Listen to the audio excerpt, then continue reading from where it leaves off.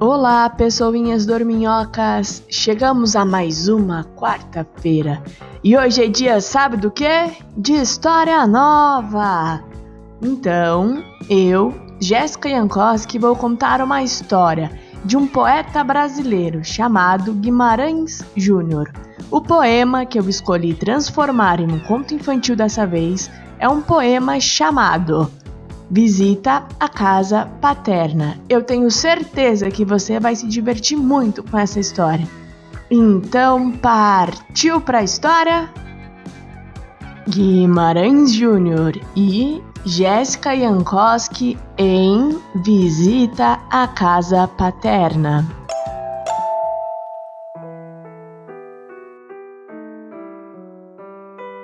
Certo dia, depois de ter passado anos afastado dos pais e permanecido muito tempo afastado das suas origens, Luiz, que também era júnior, resolveu fazer uma visita à sua primeira casa, na qual havia passado toda a infância e parte da adolescência.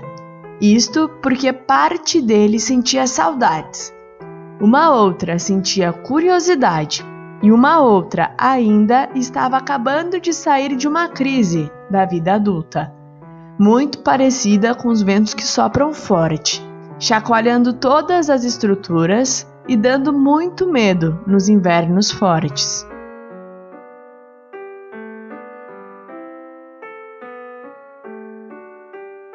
A parte que sentia saudades lembrava da infância como o verão mais lindo de todos, no qual fazia sol o dia inteiro. E havia mais de 42 cômodos na casa, para que ela estivesse sempre cheia de gente querendo brincar. Também se recordava da enorme mesa de jantar, sempre com muita comida gostosa, com a qual é possível lambuzar todos os dedos. A memória dos campos no jardim, todos floridos, guardando segredos para serem explorados por todo lado, também permaneciam ali guardadas. Adiante! Ainda não olhamos para ver se existe um tesouro no pé daquela árvore. Luiz Júnior lembrou que brincava assim. As memórias de infância que Luiz Júnior havia guardado em sua cabeça eram um retrato tão lindo que se comparava ao nascer mais colorido e brilhante do sol, ou ao quentinho do beijo na testa ou nariz de boa noite de uma mãe.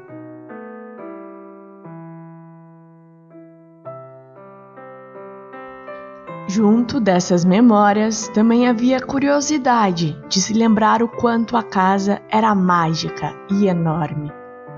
E como às vezes ela se vestia de casa, mas que também já tinha sido navio pirata, restaurante, acampamento, ilhas de tesouros perdidos e tantos outros lugares.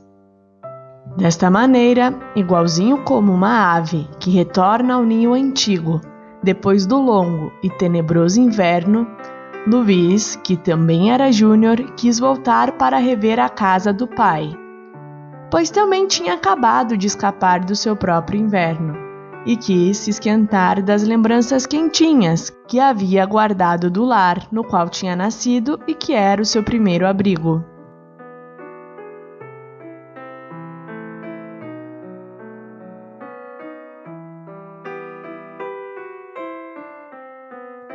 Tão logo Júnior retornou à casa, reparou que ela também parecia ter enfrentado alguns invernos, pois parecia ter encolhido e estar um pouco triste. Além disso, não se achava sol em nenhum lugar. Já o jardim não parecia mais campo, agora só parecia um jardim pouco cuidado. A casa também não tinha mais 42 cômodos, mas sim a metade, e a mesa de jantar não parecia mais enorme, era apenas uma mesa como qualquer outra.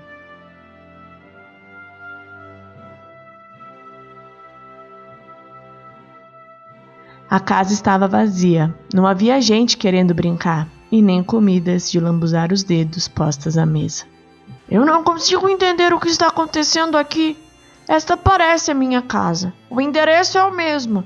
e algumas partes ainda são tão familiares, mas tudo aqui não tem mais cor, não me remete ao quentinho e não é cheia de gente, nem enorme, muito menos mágica, disse Júnior, batendo o pé bastante chateado no chão.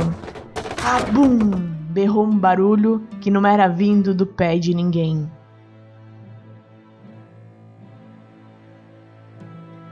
Júnior se assustou. De repente, vindo da parede mais funda da casa em uma nuvem fosca, algo que parecia um fantasma, mas não desses que dá medo, estava mais para um gênio carinhoso e amigo. Júnior até achou que lembrava sua mãe.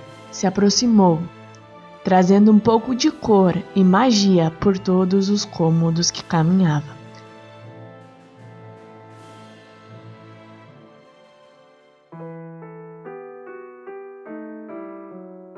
O fantasma pegou na mão de Júnior e olhou de forma tão terna e funda nos olhos dele que ele não teve mais dúvidas. Mamãe, disse Júnior ao encher seus olhos de emoções. Por que a casa não é mais como antes? Acrescentou. O fantasma materno, então, segurando Júnior pela mão, caminhou passo a passo pela casa, dando vida às memórias de seu filho. Júnior se lembrou de tudo. Lembrou-se da sala, lembrou-se das irmãs e da mãe e de como juntos, ali, naquele espaço, conseguiam trazer luz à claridade, à luz noturna. A minha infância foi tão boa, pensou Júnior. O pranto não demorou muito para chegar.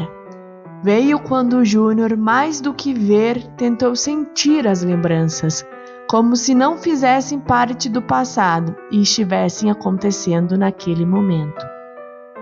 Ao se deparar com a impossibilidade de reviver a infância, chorou como quando era criança, jorrando-se em ondas.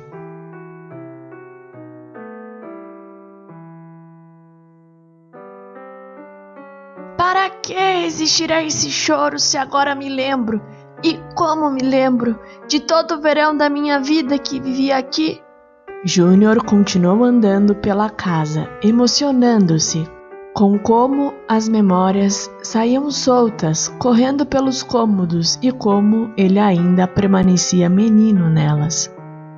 Em alguns lugares havia mais de uma lembrança e elas se sobrepunham, mostrando para Júnior que ele era feliz e não sabia. Em cada cômodo da casa havia uma ilusão, e com todas elas, uma saudade chorava em cada canto. Puxa, o difícil não é crescer, mas sim não se lembrar. Luiz, que também era Júnior, pensou em prantos.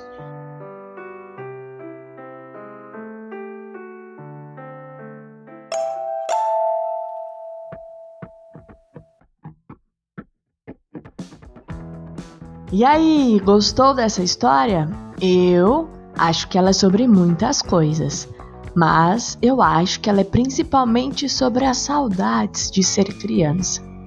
Eu sou uma criança crescida já e continuo com muitas saudades de ser uma criança não crescida. Eu concordo com Luiz Júnior que o mais difícil da vida não é crescer, mas sim não se lembrar de como é ser criança. Por isso, eu desejo a você que você nunca se esqueça desses anos de ouro da sua vida. Aproveite bastante, hein? E outra coisa, eu não sei por onde você está me ouvindo, se é pelo YouTube, se é pelo Spotify, se é pelo IGTV, mas isso não importa, eu só quero te pedir para curtir ou para me seguir no player que você estiver escutando, tanto faz. No mais, me procure no Instagram, @podcast.histórias. E até a próxima quarta-feira.